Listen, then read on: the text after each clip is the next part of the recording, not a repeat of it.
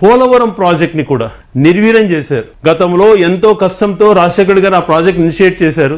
నీకు రాష్ట్రం విడిపోయిన తర్వాత జాతీయ ప్రాజెక్ట్ అయిన తర్వాత కూడా దాన్ని సద్వినియోగం చేసుకోకుండా నీ కాంట్రాక్టర్ల కోసం తాకట్టు పెట్టి కేంద్ర ప్రభుత్వం చేయాల్సిన ప్రాజెక్ట్ ని బలవంతంగా లాక్కొని అవినీతిమయం చేసి ఏదైతే డయాఫ్రమ్ వాల్ ముందు కట్టకూడదు, కాఫర్ డ్యామ్ అనేటువంటిది కట్టి నీటిని అరికట్టి మధ్యలో డయాఫ్రమ్ వాల్ కట్టే క్వాలిటీగా వచ్చేది, అలా కాకుండా ఒక ప్లాన్ ఒక ప్రణాళిక లేకుండా డయాఫ్రమ్ వాల్ ముందు కట్టి కాఫర్ డ్యామ్ లో నువ్వు అరికట్టలేక ఆ నీళ్ళ ఫ్లో వచ్చి డయాఫ్రమ్ వాల్ దెబ్బతిని ఈరోజు పోలవరం కూడా లేట్ అయ్యేటువంటి పరిస్థితి చేసింది మీరు చంద్రబాబు నాయుడు గారు.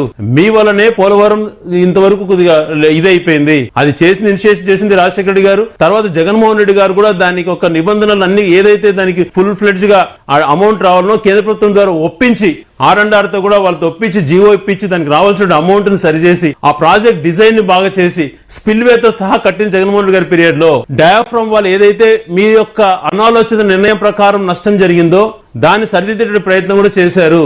మీ వల్ల ఆ డయాఫ్రమ్ వాల్ నష్టం జరిగి పోలవరం ప్రాజెక్టే వెనకబడిపోయింది.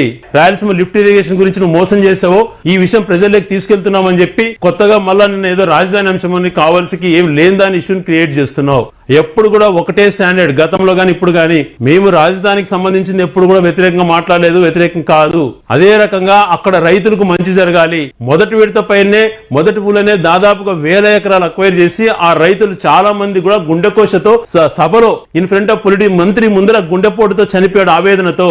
అటువంటి రైతులకు అండగా నిలబడాలన్నదే మా యొక్క తాపత్రయం. ఆ రైతుల యొక్క మనోభావాలకు వాళ్ళకి సంబంధించి చెప్పినటువంటి నెరవేర్చకుండా రెండో విడత భూసేకరణకు వెళ్ళిపోతున్నావు. అల్టిమేట్ గా ఎట్లైనా కట్టుదాం రాజధాని, మంచిగా చేయాలంటున్నదే మా ఆలోచన. కానీ దుర్మార్గంగా రైతులను అన్యాయం చేయొద్దు. ఆ రైతుల పక్షం నిలబాల్సిన బాధ్యత మా పైన ఉంటుంది. అది అమరావతి అయినా అది శ్రీశైలం అయినా ఎక్కడైనా కూడా.